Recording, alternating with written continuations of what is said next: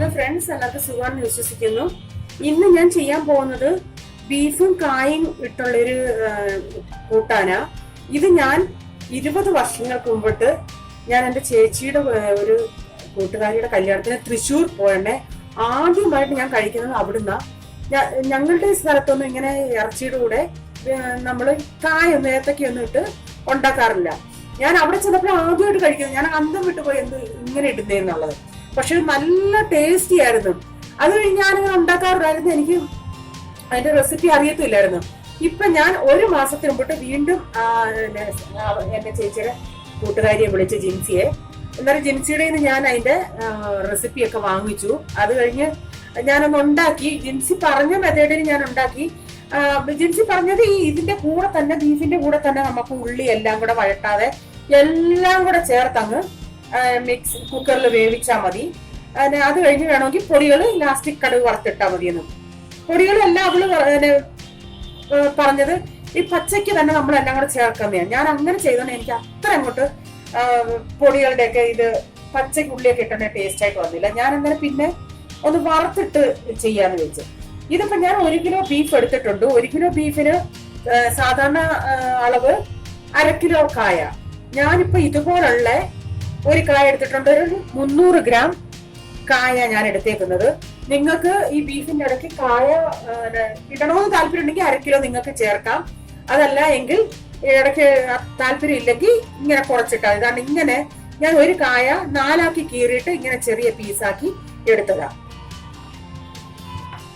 ഒരു 4 മീഡിയം സൈസിലെ സവാള ഞാൻ ചെറുതായിട്ട് അരിഞ്ഞു വെച്ചിട്ടുണ്ട്.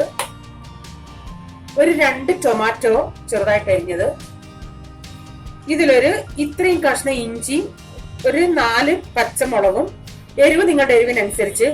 ഒരു കുടം വെളുത്തുള്ളി ആയിരുന്നു അളവ് പറയുവാണെങ്കിൽ ഒരു 20-25 അല്ലിയോളം വരും വെളുത്തുള്ളി. ഇത് നമുക്ക് ചതച്ചെടുക്കണം. പിന്നെ കുറച്ച് കറിവേപ്പില വേണം. പിന്നെ പൊടികൾ വേണം. ആദ്യം നമുക്ക് ഇഞ്ചിയും വെളുത്തുള്ളിയും പച്ചമുളകും ഒക്കെ ഒന്ന് മിക്സിയിലിട്ടൊന്ന് ചെറുതായിട്ടൊന്ന് ചതച്ചെടുക്കാം. ഇതിപ്പം ഇത്ര ഇങ്ങനെ ചതച്ചെടുത്തിട്ടുണ്ട്. നമുക്ക് ഈ ബീഫിലോട്ട് നമ്മൾ ആ ചതച്ച് വെച്ച് അരച്ചെടുത്ത്, ഒത്തിരി അങ്ങ് അരയല്ലേ, ഒന്ന് ചതച്ചെടുത്താൽ മതി.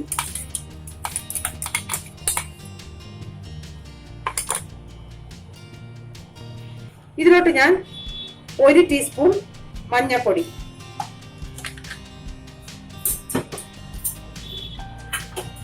ഇതിപ്പോ ഞാൻ 1 ടേബിൾ സ്പൂൺ മല്ലിപ്പൊടി, 1 ടേബിൾ സ്പൂൺ മുളക് പൊടി, കാശ്മീരി മുളക് പൊടി കൂടെ എണ്ണയൊന്നും ഒഴിക്കാതെ ജസ്റ്റ് ഒന്ന് മൂപ്പിച്ചെടുത്തതാ. ആ പച്ചമണം ഒന്ന് മാറ്റിയതാ. ഇതിലോട്ട് 1 teaspoon garam masala, 1 table spoon കുരുമുളക്. അത് ഒത്തിരി പൊടിയായിട്ടല്ല, ഇച്ചിരി തരിതരായിട്ട് ഞാൻ പൊടിച്ചെടുത്തതാ. ഇതിലോട്ട് ഞാൻ എന്റെ കൈക്ക് 1 പിടി പച്ച സവാളയും കൂടെ ചേർക്കുന്നുണ്ട്. ഒരു കറുത്തണ്ട് കറിവേപ്പില, പിന്നെ കുറച്ച് ഉപ്പ്.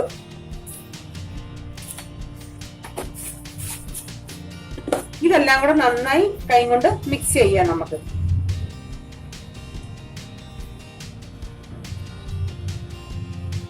ഇത് നമുക്ക് കുക്കറിലിട്ട് 3/4 വേവായാൽ മതി. കാരണം അത് കഴിഞ്ഞ് നമുക്ക് കായിട്ട് ഇതിന്റെ കൂടെ വേവിക്കേണ്ടിയതാ. ഓരോരുത്തരും കുക്കറിന്റെ വിസിലനുസരിച്ച് നിങ്ങൾ അതനുസരിച്ച് 3/4 വേവിന് വിസിലെടുക്കാവേ. വെള്ളം ഒന്നും ഒഴിക്കേണ്ട. ഈ ബീഫിൽ നിന്ന് വെള്ളം ഇറങ്ങുന്നതാ. അഥവാ വെള്ളം ഇറങ്ങത്തില്ല പേടി അങ്ങനെ ഉള്ളവർക്ക് വേണമെങ്കിൽ ഒരു 1/4 ഗ്ലാസ് വെള്ളം അങ്ങനെ ഒഴിച്ചാൽ മതി. വെള്ളം ഒഴിക്കണ്ട, ബീഫിൽ നിന്ന് ഇറങ്ങും. ഇതിപ്പം 3/4 വേവായിട്ടുണ്ട്.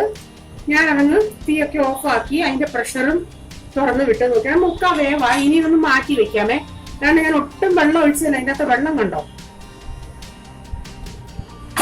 ഇനി നമുക്ക് ആ സവാളയൊക്കെ ഒന്ന് വഴട്ടിയെടുക്കാം. ഇവിടെ ഇപ്പൊ ഞാൻ ഇവിടെ കുറച്ച് ഓയിൽ ഒഴിച്ചിട്ടുണ്ട്. അതിലോട്ട് ഞാൻ ഒരു തട്ട് കറിവേപ്പില ഇടുക.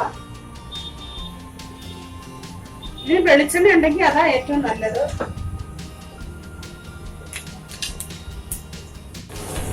ഇതിലോട്ട് ആ സവാള,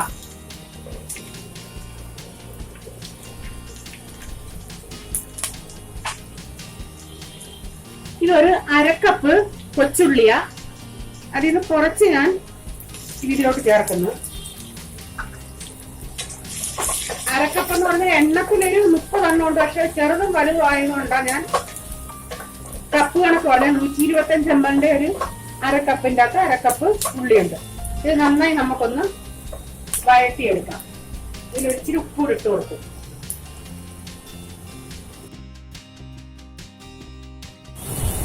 ഇപ്പൊ സവാളയൊക്കെ ഒന്ന് വഴണ്ട് വന്നിട്ടുണ്ട്. ഇപ്പൊ വലിയ സവാള ആണെങ്കിൽ 2 എണ്ണം എടുത്താൽ മതിയേ. അതിലോട്ട് ഈ ടൊമാറ്റോ ഇട്ട് കൊടുക്കാം. ടൊമാറ്റോ ഇവിടെ നന്നായി ഒന്ന് വഴന്ന് വരട്ടെ.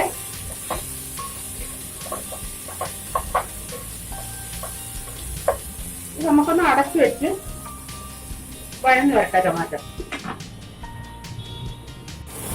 ഇപ്പൊ സവാളയും ടൊമാറ്റോയും നന്നായി വഴന്നിട്ടുണ്ട്. ഇതിലോട്ട് ഞാൻ 1 ടീസ്പൂൺ കൂടെ മഞ്ഞൾപ്പൊടി. എരിവ് നിങ്ങൾ ആ കറിയുടെ ഇച്ചിരി ചാറോ ബീഫോ ഒന്ന് ശകലെടുത്ത് തിന്ന് നോക്കണേ. കാരണം 3/4 വേവ് കഴിഞ്ഞല്ലേ, അത് കഴിക്കുന്നതിനൊന്നും പ്രോബ്ലം ഇല്ല. അത് എരിവ് അനുസരിച്ച് ഇനി നിങ്ങൾ ചേർത്താൽ മതി. ഇപ്പൊ എനിക്ക് ആവശ്യത്തിന് അതിൽ എരിവ് തോന്നുന്നുണ്ട്. ഇതിലോട്ട് ഞാൻ 1/2 ടീസ്പൂൺ ജീരകം പൊടിച്ചത്, ചെറിയ ജീരകം പൊടിച്ചത് ചേർക്കുന്നുണ്ട്. നിങ്ങൾക്ക് താല്പര്യം ഉണ്ടെങ്കിൽ വേണമെങ്കിൽ ചേർത്താൽ മതി, അത് ഓപ്ഷനല്ല. വീണ്ടും ഒരു 2 ടീസ്പൂൺ കൂടെ ഗരം മസാല ചേർക്കുന്നുണ്ട്. 1 ടേബിൾ സ്പൂൺ കൂടെ മല്ലിപ്പൊടി, 1/2 ടീസ്പൂൺ കൂടെ മുളക് പൊടി ഞാൻ ചേർക്കുന്നുണ്ട്. കാരണം കുരുമുളകിന്റെ ഒക്കെ നല്ല എരിവുണ്ട്. ഇനി നമുക്കൊന്ന് പച്ചമണം മാറട്ടെ. ഇപ്പം പച്ചമണമൊക്കെ മാറി. ഇതിലോട്ട് നമുക്ക് ആ കാ ചേർത്ത് കൊടുക്കാം. ഞാൻ പറഞ്ഞു 1 കിലോയ്ക്ക് 1/2 കിലോ കണക്കാ. ഞാനിപ്പം 300 ഗ്രാമ ചേർത്തത്. കാരണം ചിലർക്ക് ഇറച്ചിക്കകത്ത് കായ അധികം കടിക്കുന്നത് ഇഷ്ടമായിരിക്കത്തില്ലല്ലേ. താല്പര്യം ഉള്ളവർക്ക് 1/2 കിലോയും ചേർക്കാം.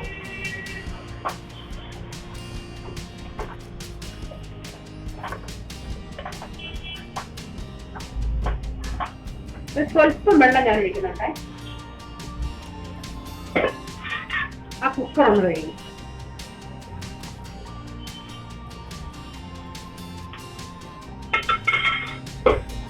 ഇത് അധികം ചാറാക്കാതെ എടുക്കുന്നയാ നല്ലത്. ഇതിനി ഇതൊന്ന് തിളച്ചതിന് ശേഷം നമുക്ക് ചെറിയ തീയിലിട്ട് ആ കായ്ക്കകത്ത് ആ മസാലയൊക്കെ ഒന്ന് പിടിക്കട്ടെ. തിളയ്ക്കുന്നത് വരെ ഒന്ന് തീ കൂട്ടി വെച്ചേരെ. ഇതിപ്പോ തിളയ്ക്കുന്നുണ്ട്. ഇനി നമുക്ക് ചെറു തീയിലാക്കി അടച്ചു വെച്ച് അത് വേവട്ടെ. ഇത് ഇടയ്ക്കിടയ്ക്ക് ഒന്ന് ഇളക്കി കൊടുക്കണേ. ഞാൻ ചെറു തീ എന്ന് പറഞ്ഞത് നമുക്ക് ഇത് ഇങ്ങനെ ചെറുതായിട്ട് തിള കാണണം. തിള കാണുന്നില്ലെങ്കിൽ ഇച്ചിരി കൂടെ തീ കൂട്ടി വെക്കണേ. എന്നിട്ട് ഈ കാ ചിലര് അതിന്റെ തൊലി കളയാതെ, സ്കിൻ കളയാതെ അരിഞ്ഞു ചേർക്കും. ഞാനിപ്പോ അതിന്റെ മേളത്തെ സ്വല്പം തൊലി കളഞ്ഞു. ഇനി കുറച്ചുകൂടെ അത് ചെറു തീയിലിങ്ങനെ കിടക്കട്ടെ. പക്ഷെ കാ വെന്തോന്ന് നിങ്ങൾ നോക്കണം. കാ വെന്തോന്നും ഉടയരുത്. അതുപോലെ ഏത്തക്ക കണ്ടിക്കുമ്പം ചെറിയ ഏത്തക്കയാണെങ്കിൽ ഇങ്ങനെ നെടുവേ കീറിയിട്ട് ഇങ്ങനെ അരിഞ്ഞിട്ടാ മതി. വലിയ ഏത്തക്ക ആയതുകൊണ്ടാണ് ഞാൻ ഇങ്ങനെ നെടുവേ കീറിയിട്ട് വീണ്ടും ഇങ്ങനെ ഒന്ന് കീറിയത്. ചിലപ്പോൾ നാടൻ ഏത്തക്കയാണെങ്കിൽ അധികം വണ്ണം കാണത്തില്ലല്ലേ. അതാവുമ്പോ ഇങ്ങനെ രണ്ടായിട്ട് കീറിയിട്ട് ഇങ്ങനെ അരിഞ്ഞ് ചേർത്താൽ മതി. ഇതിപ്പോ കായെല്ലാം വെന്തു. ഇത്രയൊക്കെ വെള്ളം തണുക്കുമ്പോ ഒന്നുകൂടെ അങ്ങ് പറ്റിക്കോളും. ഇനി തീ ഓഫാക്കിയിട്ട് നമുക്കതിന് കടുക് താളിച്ചിടാം. വെളിച്ചെണ്ണ ഉണ്ടെങ്കിൽ വെളിച്ചെണ്ണ ഒഴിക്കണേ. ഒഴിച്ചിട്ട് അതിൽ ഇച്ചിരി ഒരു കൂടുതൽ 2-3 ടേബിൾ സ്പൂൺ വേണേ. അതിലോട്ട് ഞാൻ 1 ടീസ്പൂൺ കടുക് ചേർക്കുന്നുണ്ട്.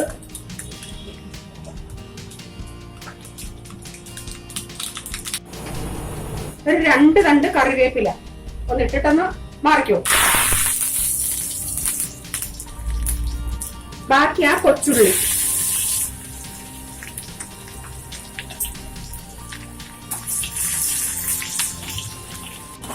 കറിക്ക് ഉപ്പ് ഉണ്ട്. അതുകൊണ്ടാണ് ഞാൻ വീണ്ടും ചേർക്കാഞ്ഞത്. 2 പ്രാവശ്യം നമ്മൾ ഉള്ളിക്കകത്തിട്ടു. പിന്നെ ബീഫ് വേവിക്കാൻ വരെ ഇട്ടില്ലേ. ഉപ്പ് കുറവാണെങ്കിൽ നിങ്ങൾക്ക് ചേർക്കാം. അതുപോലെ നിങ്ങൾ ഇതിപ്പോ ഏകദേശം എരിവുണ്ട്. എരിവ് ഇനിയും വേണ്ടിയിട്ട് വേണമെങ്കിൽ ഈ സമയത്ത് ഇതിലോട്ട് ചേർക്കാം.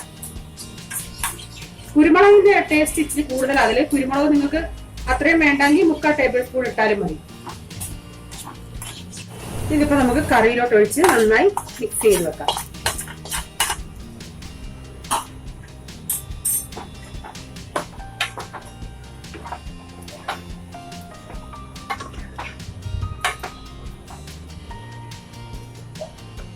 നമ്മുടെ കാ ബീഫ് റെഡി ആയിട്ടുണ്ട്. നമ്മുടെ തൃശ്ശൂർ സ്റ്റൈൽ ബീഫ് കായ റെഡിയാണ്. ഇത് നിങ്ങളും ഒന്ന് ട്രൈ ചെയ്ത് നോക്കണേ. ട്രൈ ചെയ്ത് നോക്കിയതിന് ശേഷം നിങ്ങളുടെ അഭിപ്രായം പറയണം. ആദ്യമായിട്ട് കഴിക്കുന്നവർക്ക് ഇത് കഴിക്കുമ്പം ഈ ബീഫിൻ്റെ കൂടെ കായ എങ്ങനെയാണെന്ന് ചിന്തിക്കും. പക്ഷേ വളരെ ടേസ്റ്റിയാണ്. ഇതിന് ചെയ്തതിന് ശേഷം നിങ്ങളുടെ അഭിപ്രായം എന്താണെങ്കിലും പറയണം. സബ്സ്ക്രൈബ് ചെയ്യാത്തവർ പ്ലീസ് സബ്സ്ക്രൈബ് ചെയ്യുക. ഇങ്ങനെ ഒരു പുതിയ ഡിഷുമായി വരും വരെ bye. God bless you. Thank U.